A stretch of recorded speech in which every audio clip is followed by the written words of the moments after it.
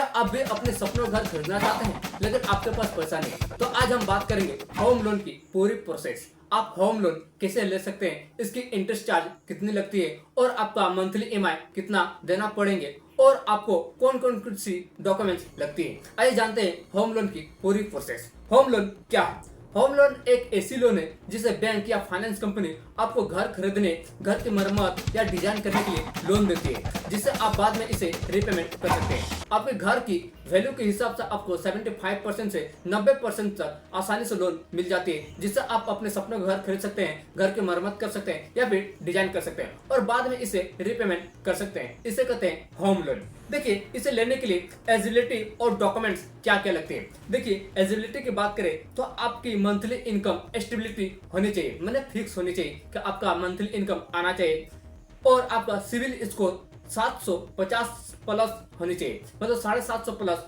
Score high होनी चाहिए। आपका नौकरी या फिर बिजनेस होने चाहिए जिससे आपका मंथली इनकम आए और आप इस होम लोन को रिपेमेंट आसानी से कर सकते हैं। आपका एज 21 साल से 60 साल के बीच होनी चाहिए, तभी आप होम लोन आसानी से ले सकते हैं। डॉक्यूमेंट्स की बात करें तो आपको आईडी प्रूफ के लिए पैन कार्ड या फिर आधार कार्ड देनी पड़ती है और एड्रेस प्रूफ के लिए बिजली बिल या फिर राशन कार्ड लगती है। इनकम प्रूफ के लिए आपको सैलरी स्लिप और आईटीआर लगती है। प्रॉपर्टी डॉक्यूमेंट्स, आपके घर की एग्रीमेंट पेपर और रजिस्ट्री पेपर बैंक को देनी पड़ती है, तभी आप आसानी से होम लोन ले सकते हैं। लोन अमाउंट और डाउन पेमेंट, मतलब कि बैंक आपको आमतौर पर 75% से 90% तक लोन आसानी से दे सकती है। बाकी का 10% आपको खुद का डाउन पेमेंट करनी पड़ती है। मतलब कि आपका प्रॉपर्टी की वैल्यू है 1 करोड़, तो बैंक आपको 90 लाख आसानी से दे सकते हैं, बाकी के 10 लाख आपको खुद पेमेंट करनी पड़ती है। तो इससे कहते हैं डाउन पेमेंट या फिर लोन पेमेंट, और आप आसानी से अपने घर को खरीद सकते हैं। अब बात आती है कि मंथली ईएमआई कितनी बढ़ती है और आपको कितना इंटरेस्ट चार्ज देने पड़ते हैं। ईएमआई का मतलब होता है इक्वल मंथली इंस्टॉलमेंट, मतलब कि आप एक फिक्स अमाउंट रिपेमेंट करते हैं होम लोन में, इसे कहते हैं ईएमआई। देखिए, होम लोन में दो तरह के इंटरेस्ट चार्ज लगती है। एक है फिक्स अमाउंट, जिसे आप हर महीना एक फिक्स अमाउंट रिपेमेंट करते हैं होम लोन में, और एक दूसरी होती है फ्लोटिंग इंटरेस्ट, मतलब कि मार्केट के हिसाब से आपका जो इंटरेस्ट चार्ज है वह कम ज्यादा होते रहते हैं, इसे कहते हैं फ्लोटिंग इंटरेस्ट। और अगर आप ईएमआई को डिफॉल्ट करते हैं, पेमेंट करने में टाइम लगाते हैं, तो आपका सिविल स्कोर गिरती है, जिसके कारण आप फ्यूचर में एक लोन लेने में काफी ज्यादा प्रॉब्लम हो सकती है। देखिए, आप अपने इंटरेस्ट चार्ज को अगर डिफॉल्ट करते हैं, अपने पेमेंट डिफॉल्ट करते हैं, टाइम लगाते हैं, तो काफी ज्यादा हाई इंटरेस्ट चार्ज देनी पड़ती है, जिसके कारण बैंक की काफी ज्यादा प्रॉफिट होती है और आप इस लोन टर्म में फंस सकते हैं। इसलिए जितना जल्दी हो सके अपने लोन को रिपेमेंट करते रहें और टाइम पर रिपेमेंट करिए, ताकि आपको हाई इंटरेस्ट चार्ज नहीं देने पड़े। अब बात करते हैं कि होम लोन की एडवांटेज और डिसएडवांटेज। अगर आप होम लोन लेते हैं तो आपका एडवांटेज क्या क्या हो सकते हैं। होम लोन से आप बिना पूरा पैसा दिए अपने सपनों का घर खरीद सकते हैं। सेक्शन 86 के अंदर आपको टैक्स में भी बेनिफिट देखने को मिलती है।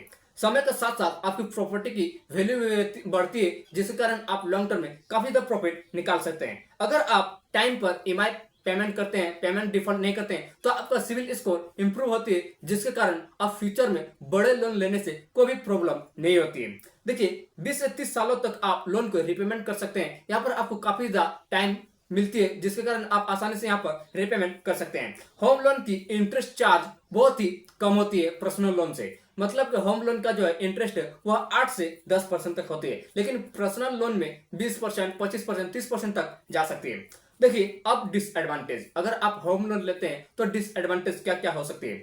सबसे पहला कि 15 से 30 सालों तक ईएमआई भरनी पड़ती है, जिसके कारण यहाँ पर एक लंबी टाइम बढ़ती है और आपका लंबे समय तक जिम्मेदारी बनी रहती है। अगर आप होम लोन डिफॉल्ट करते हैं, पेमेंट करने में टाइम लगाते हैं, तो आपका जो है वह इंटरेस्ट चार्ज काफी ज्यादा लगती है, वह 30 से 25% तक काफी ज्यादा यहाँ पर हाई इंटरेस्ट चार्ज देनी पड़ती है। होम लोन आप लेते हैं, कई तरह के हिडन चार्ज भी होती है, जैसे process fees, insurance fee, penalty, home loan default charge, ऐसे बहुत सारे हिडन चार्ज भी होते हैं जिसको आपको पे भी करनी पड़ती है। ईएमआई डिफॉल्ट होने पर आपका सिविल स्कोर गिरती है, जिसके कारण अगर आप फ्यूचर में बड़े लोन लेते हैं तो आपको यहाँ पर बहुत ही ज्यादा प्रॉब्लम हो सकती है। अगर आप यहाँ पर पेमेंट डिफॉल्ट करते हैं, लोन देने में टाइम लगाते हैं, तो आपका यहाँ काफी ज्यादा हाई इंटरेस्ट चार्ज लगती है, जो 30 से 40% तक होती है। तो यह है डिसएडवांटेज।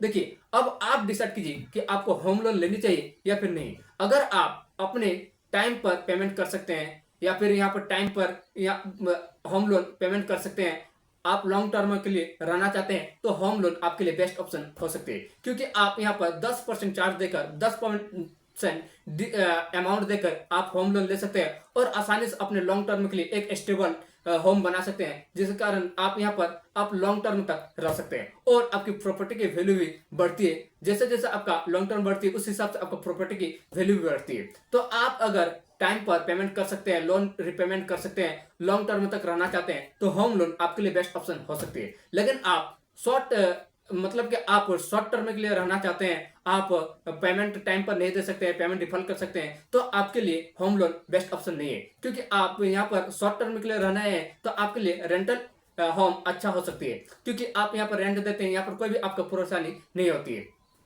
तो आप डिसाइड करके बताइए कि आपको होम लोन लेनी चाहिए या फिर नहीं, कमेंट कीजिए। आई होप कि वीडियो अच्छी लगी हो तो एक लाइक और चैनल को सब्सक्राइब करना ना भूले। फिर मिलते हैं एक नेक्स्ट वीडियो में। Thank you.